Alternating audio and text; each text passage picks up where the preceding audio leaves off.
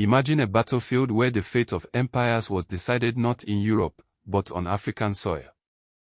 This is the story of Africa's forgotten wars, conflicts that reshaped continents and defied the myth of European invincibility. Our journey begins in 202 BCE, near the ancient city of Carthage. Here, the legendary Hannibal faced Rome in the Battle of Zama. It was a clash of titans, with Carthagers war elephants charging against Roman legions. But Rome's victory didn't just end the Second Punic War, it marked the beginning of their dominance over the Mediterranean. Fast forward to 1824, in the dense forest of what is now Ghana. The Ashanti Empire, a powerhouse of West Africa, clashed with British forces at Nsamanko. The Ashanti warriors, armed with muskets and sheer determination, proved that colonial conquest would never be easy.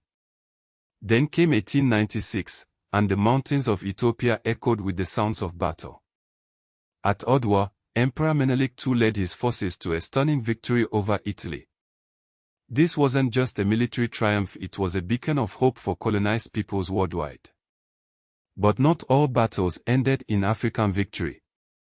In 1898, at Omdurman in Sudan, the Modier state faced the brutal firepower of British machine guns. The casualties were catastrophic, a grim reminder of the technological gap between empires and their foes. World War I brought new horrors to Africa.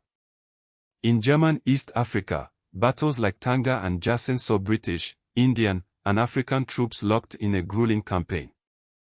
This was no sideshow, it was a war of attrition that stretched across the continent. By World War II, North Africa became the stage for one of the war's turning points. At El Alamein, Allied forces halted the Axis advance in a battle that changed the course of history.